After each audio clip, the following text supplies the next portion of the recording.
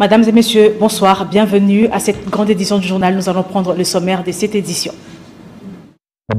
Impliquer les femmes autochtones au processus électoral. C'est mercredi, le Pygmée, eux aussi, ont été heureuses d'être aux côtés de leurs sœurs pour parler élections, surtout que la CENI martèle qu'il y aura vote le 20 décembre 2023.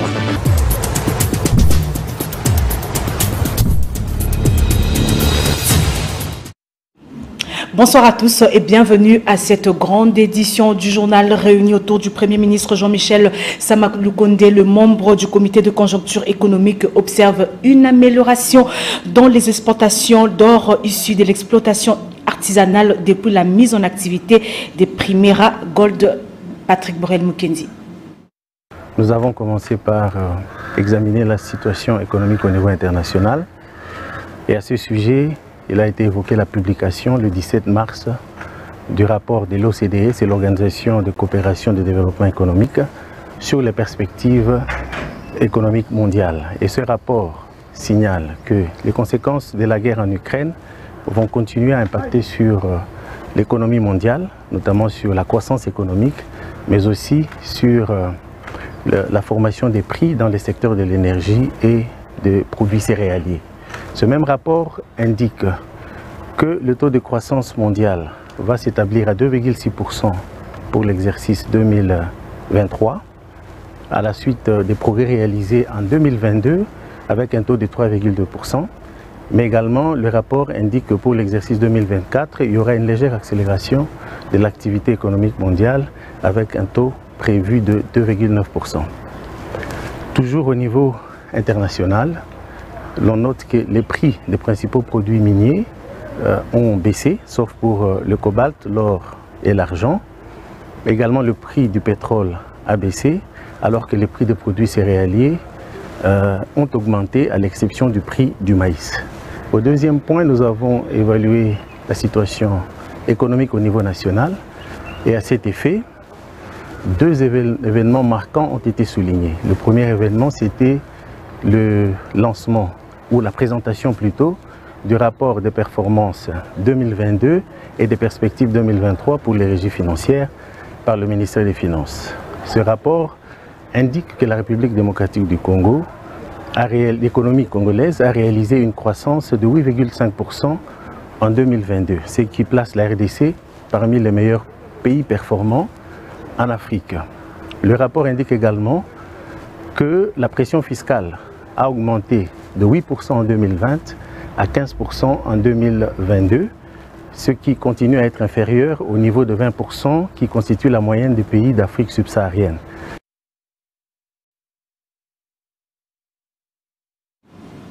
Nous restons à la primature pour vous dire que le chef du gouvernement Sama Lukonde Jean-Michel a eu une séance de travail avec la délégation de la conférence de Montréal de 2022 sur la biodiversité COP 15. Suivez.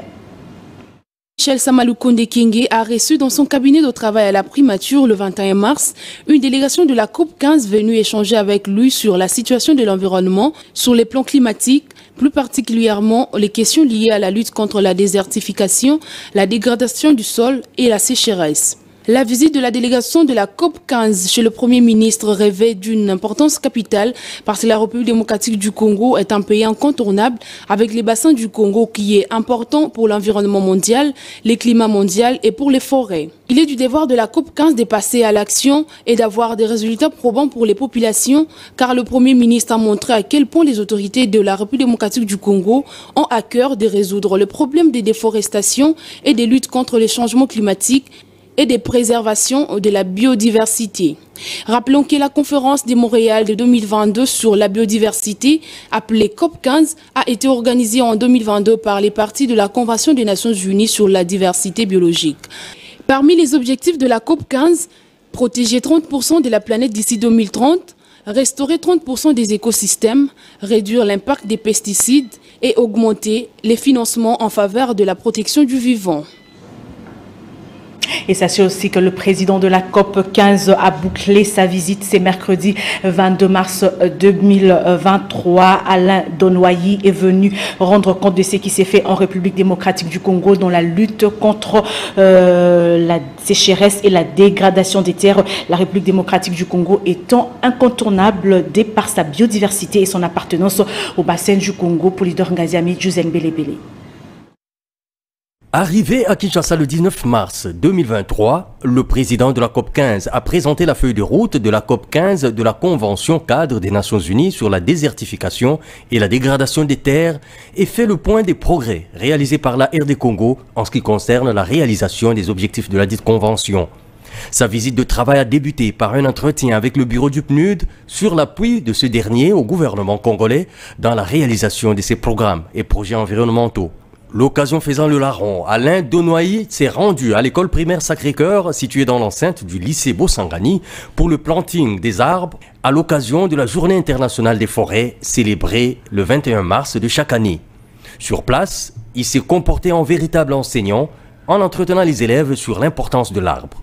Le président de la COP 15 s'est aussi entretenu avec les partenaires techniques et financiers dans le domaine de l'environnement avant d'aller échanger avec la vice-premier ministre, ministre de l'Environnement, Eve Bazaïba, pour chuter à la primature. Sa visite de travail a été sanctionnée par une conférence de presse donnée dans la salle Villa 89 du PNUD. Face aux médias, Alain Donoyi a qualifié sa mission d'encourageante et son message a été clair à propos.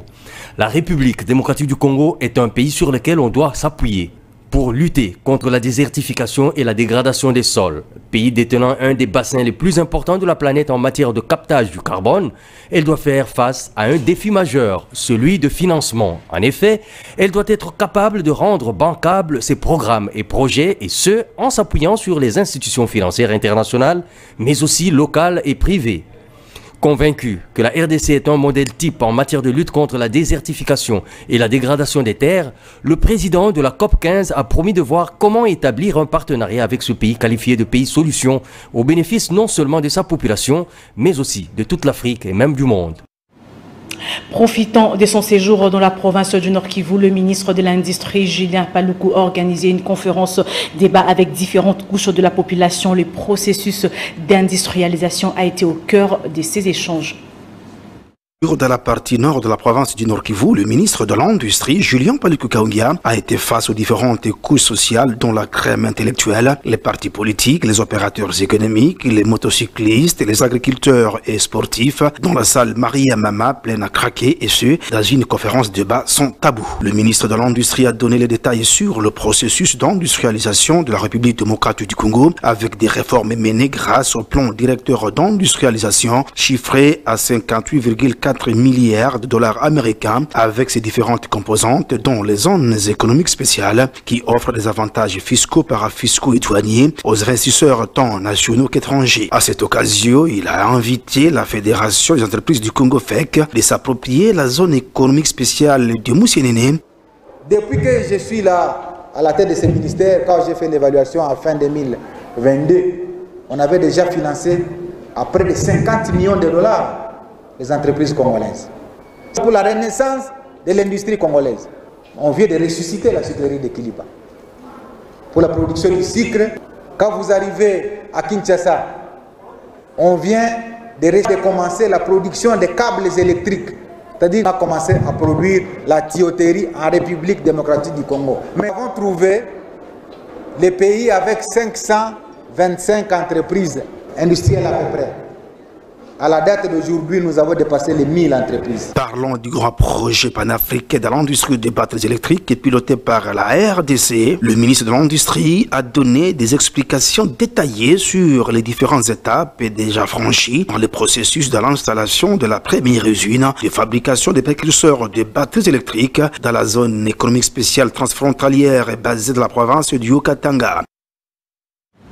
De son côté, le ministre d'État, ministre des Infrastructures, Alexis Guissaro, a effectué une visite de travail le lundi dernier dans les sites où vont se dérouler le jeu de la francophonie. Le chantier de la francophonie avance à 60%. C'est les taux d'exécution de niveau des travaux de Stade Tata Raphaël et Martyr Sononge Kwale pour la suite. quelques mois de la tenue des 9e Jeux de la francophonie à Kinshasa, les travaux sur les différents sites qui vont accueillir cette édition évoluent. 60%, c'est le taux d'exécution physique des travaux au stade Tata Raphaël et des Martyrs. C'est le constat du ministre d'État, ministre des Infrastructures et Travaux publics, Alexis Guissaro-Mouvouni, qui a fait la ronde dans ces deux chantiers. Au stade Tata Raphaël, Alexis Guissaro a inspecté les travaux au niveau de la salle de tennis, du gymnase Omnisport jusqu'au stade proprement dit. Ces Jeux de la francophonie sont une priorité pour le gouvernement. C'est l'un des grands événements qui sont attendus ici en République démocratique du Congo. Et comme vous le savez, c'est par la volonté du chef de l'État que ces Jeux vont se tenir ici. Et nous, en tant que gouvernement, nous sommes là pour matérialiser justement cette volonté du chef de l'État. De manière générale, nous avons constaté qu'en termes d'exécution physique, nous atteignons à peu près les 60% d'exécution physique. C'est un peu relatif selon les chantiers. La volonté du gouvernement congolais est de mettre les entreprises qui exécutent les travaux dans des bonnes conditions afin qu'elles respectent la date butoir. Toutes les dispositions sont prises au niveau du gouvernement aujourd'hui en termes de financement, en termes de facilitation, d'importation, des services au niveau de la douane. Toutes ces choses, nous, en tant que gouvernement, nous voulons garantir cela pour la bonne fin des travaux. Comme vous le savez, nous avons comme délai butoir pratiquement la mi-mai et donc nous devons nous assurer que tout est sur le bon chemin. Au stade de Martyrs, le patron des infrastructures congolaises a félicité l'entreprise CGC qui est en avance par rapport aux autres. Ici, le gymnase jumelé, le stadium pour le basketball prennent déjà forme.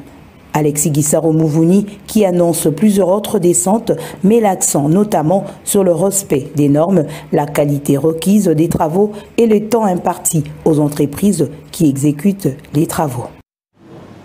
Dans le reste de l'actualité, une forte délégation du Conseil de paix et de sécurité de l'Union africaine est attendue dans les heures qui suivent dans la province du Nord Kivu. L'équipe d'avance de cette mission diplomatique panafricaine a échangé avec le conseiller principal du gouverneur militaire en charge de l'Intérieur, Amir Idriss Abderrahmane, conseiller politique de l'Union africaine, précise que la question humanitaire et sécuritaire constitue le gros de l'agenda de cette mission diplomatique. Notre mission va s'atteler sur l'aspect sécuritaire et humanitaire en province Nord Kivu et exprimer notre solidarité en faveur de la population meurtrie par les affres de la guerre. Voici la mission qui conduit une équipe d'avance du Conseil de paix et de sécurité de l'Union africaine en province Nord Kivu ce mardi. À la tête de cette délégation, Amir Idriss Abderrahmane, qui a échangé avec le conseiller principal du gouvernement militaire de Nord Kivu, précisa que cette mission diplomatique pourra palper du doigt la situation qui traverse les déplacés internes des cas de Kanyaruchinya, Boulengo, Mouja et Sake. Cette visite est motivée par l'implication du chef d'État, membre de l'Union africaine, dans la situation précaire qui traverse la République démocratique du Congo. Outre sur les récents développements politiques et sécuritaires, mes discussions avec les services du gouvernorat ont porté sur la visite du Conseil paix et sécurité de l'Union africaine en République démocratique du Congo. Comme vous le savez, au moment où je vous parle, une importante délégation du Conseil paix et sécurité, composée d'une quarantaine de membres, est actuellement à Kinshasa et attend d'être reçu par son Excellence, Monsieur le Président de la République.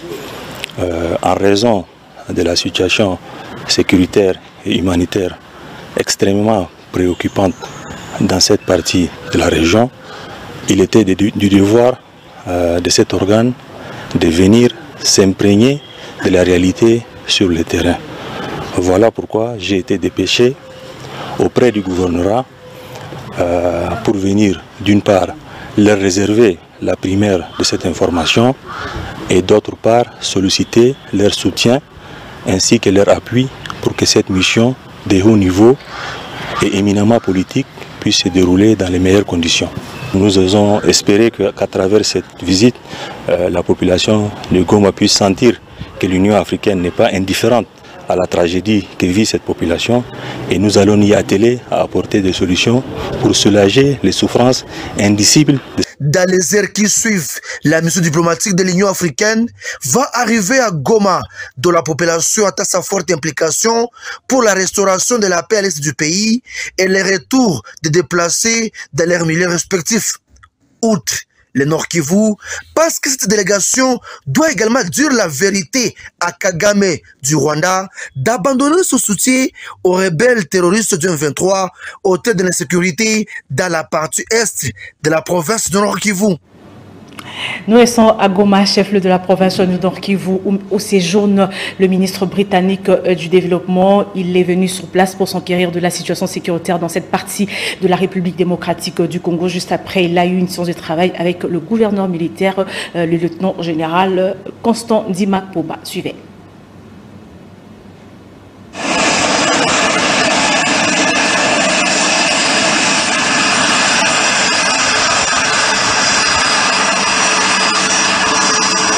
Le ministre britannique du Développement et de l'Afrique, M. Andrew Mitchell, séjourne à Goma depuis ce mardi 21 mars 2023. Il vient s'imprégner de la situation qui prévaut actuellement dans la partie est de la RDC. Il a été accueilli par le maire de Goma, Kabea Makossa François. Aussitôt arrivé, il a eu un échange fructueux avec le gouverneur militaire du Nord Kivu, le lieutenant général Constant Ndima, et les membres du comité provincial de sécurité d'une vingtaine de minutes dans le salon d'honneur de l'aéroport international de Goma. Je suis le ministère de Développement en Grande-Bretagne.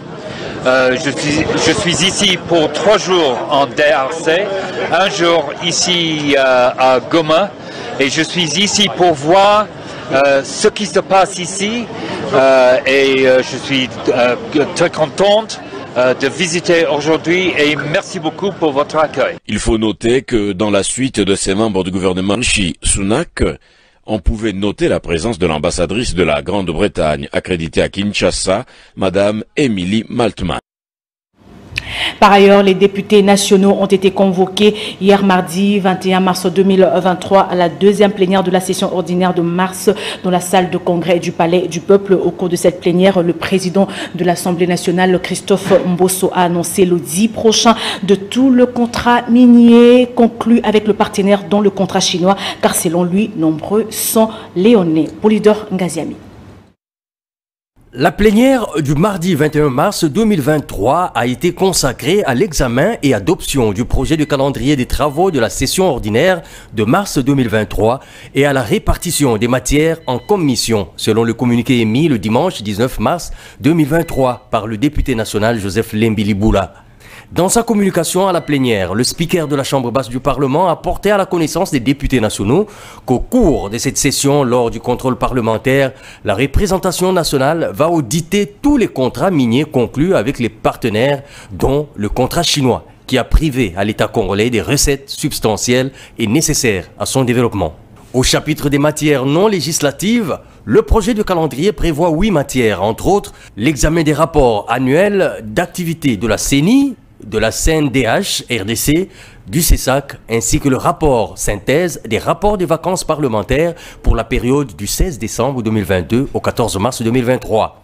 Par ailleurs, le projet de calendrier a inscrit à cette session 14 nouvelles matières, notamment la loi portant répartition des sièges par circonscription pour les élections législatives, nationales, provinciales, municipales et locales. Avec débat nourri, le projet de calendrier a été adopté par la plénière moyennant amendement et les matières réparties en commission parlementaire permanente. Il faut signaler que la loi sur la congolité sera ajoutée au calendrier de la session. Pour ce faire, le président de l'Assemblée nationale a demandé au député national Ntsingi Pouloulou de déposer l'accusé de réception de dépôt de cette proposition de loi initiée par l'opérateur politique Noël Tchani Mwadiamvita et endossée par le député national Pichou Pouloulou Cerveau. À la Chambre haute du Parlement, son deuxième vice-président a reçu une délégation de l'Assemblée nationale de la Zambie conduite par sa présidente Nelly Mouti, bien avant de prendre part à un culte de consécration pastorale à l'église du Christ au Congo ECC Lemba. Avec sa suite, le collectif des sénateurs ressortissants du Grand Équateur Fofana Mukubi. Le deuxième vice-président du Sénat, l'honorable Nsango Mate Mongonde Mossai, a reçu une délégation de l'Assemblée nationale zambienne conduite par sa présidente, Madame Nelly Mouti, avec laquelle il s'est entretenu sur les stratégies à adopter pour mettre en place un groupe d'amitié RDC-Zambie. Membre de la délégation, M. Moses Moyo, le vice-président de l'Assemblée nationale zambienne, a quant à lui fait des propositions rassurantes et concrètes autour de la question d'amélioration des relations entre le Sénat congolais et l'Assemblée nationale de la Zambie.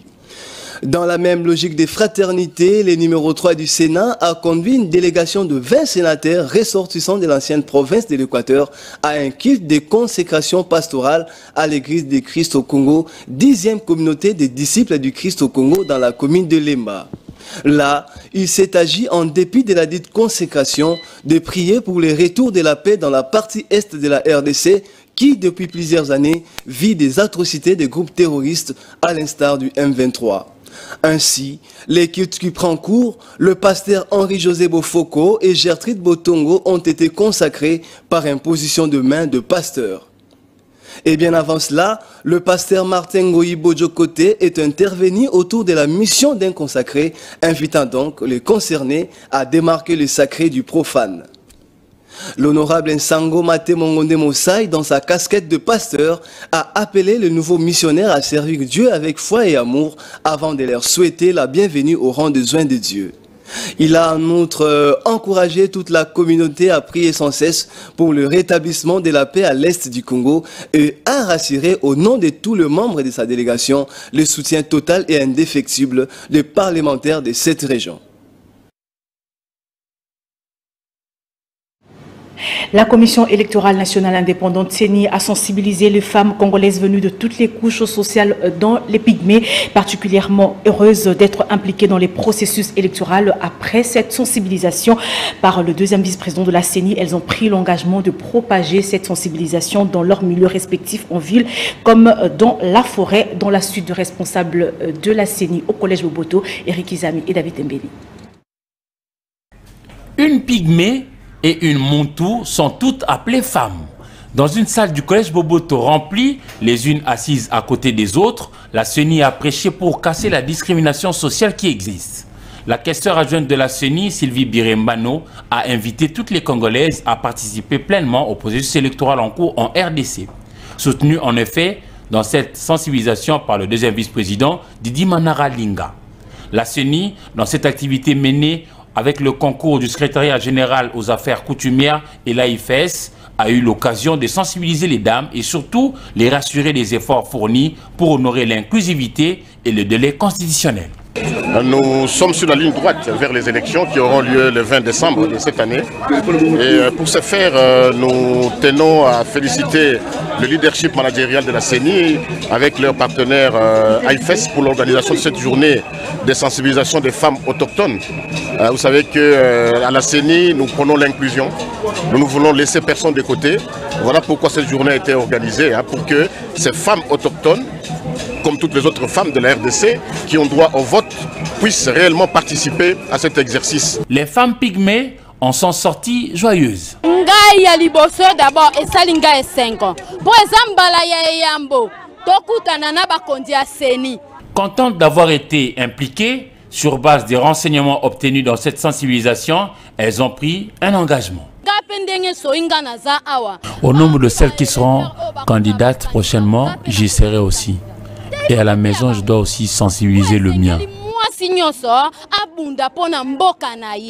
Au nom du président Denis Kadima Kazadi, la CENI réitère sa volonté à offrir aux Congolais de bonnes élections et dans le respect de la loi.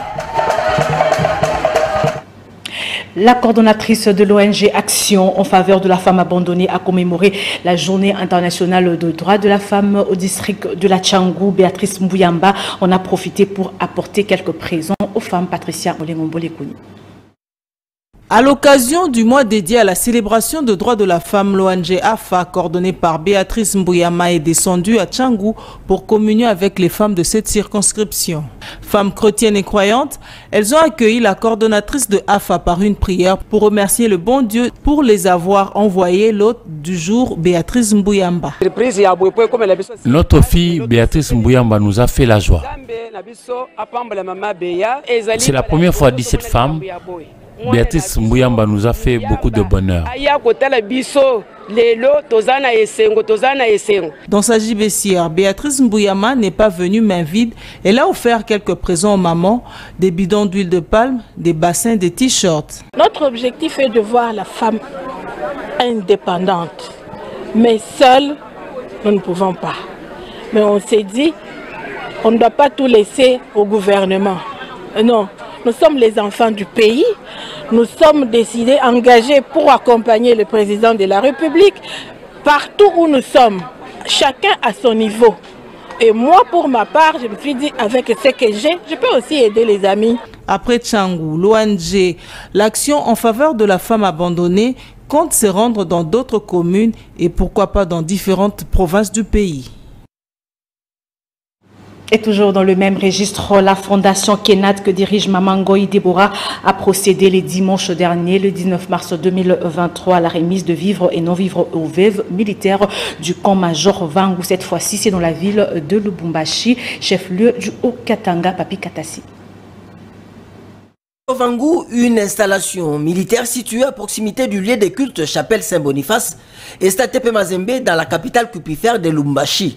En ce jour très béni, le veuve des militaires assiste avec joie au cœur à une action d'une grande dame remplie de la compassion. Par l'intermédiaire de sa fondation qui depuis un long moment assiste les couches démunies de la population à travers les coins et recoins de la RDC, Maman Deborah Ngoï, affectueusement appelée Maman Solution, apporte de l'aide aux femmes pensionnaires de ces camps militaires.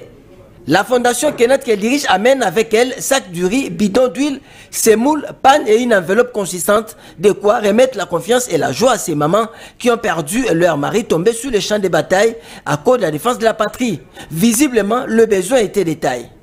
Contente du geste du cœur, le maman bénéficiaire n'a eu qu'à se remettre à l'Éternel des armées pour bénir davantage la source de provenance de cette action humanitaire.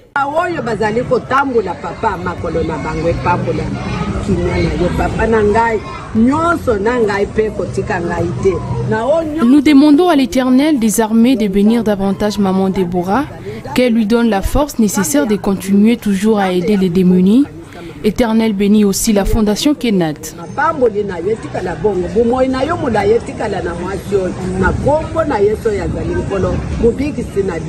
Amen. A noter que la fondation Kenat, bien implantée dans l'espace Katanga à travers la RDC, compte multiplier encore ses gestes de bonté et de charité pour donner encore du sourire à ces femmes militaires. Et place maintenant à la revue de presse dans une sélection et commentaire de Papi Katasi.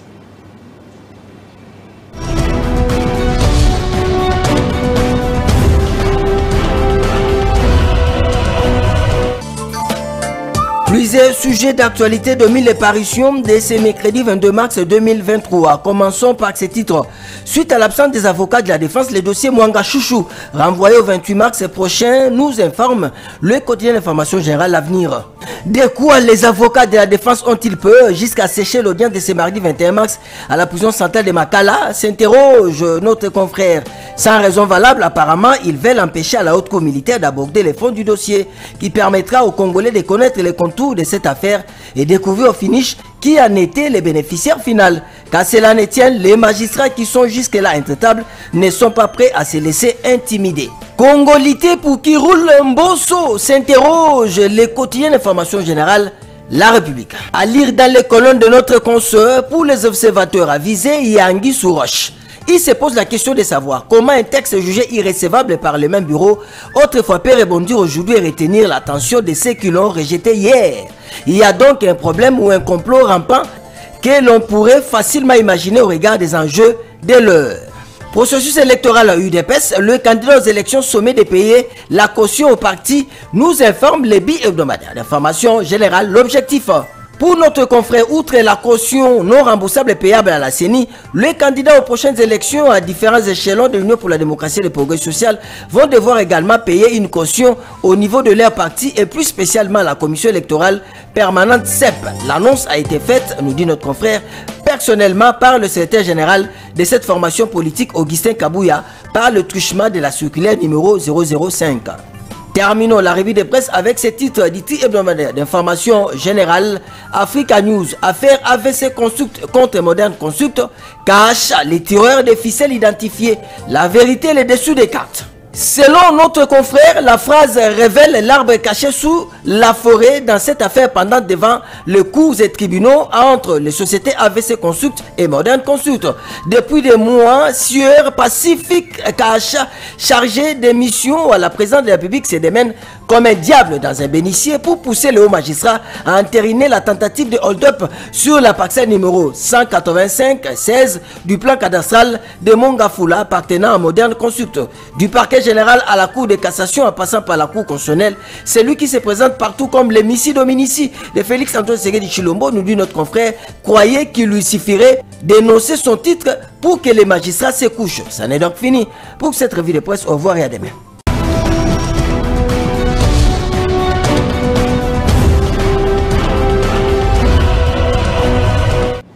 Merci Papi pour cette revue de presse qui vient mettre un terme à ce journal. Mesdames et messieurs, merci à vous tous qui l'avez suivi. Nous allons prendre le rappel des titres.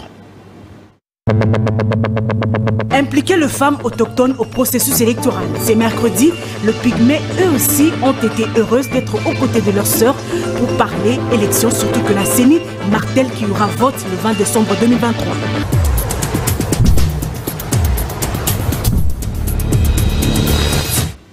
Fin de ce journal, mesdames et messieurs, merci à vous tous de l'avoir suivi. Il a été coordonné par Patrick Borel-Mukenzi, réalisé par Jackson Lukumwena. Le prochain journal, c'est demain à 7h30. Vous retrouverez Hervé Landry Ngoyi à 10h et à 12h. Ne manquez pas le journal en ligne. Là, ça sera à 13h avec Patricia Moigny. Moi, je serai là à 19h pour la grande édition. Portez-vous bien.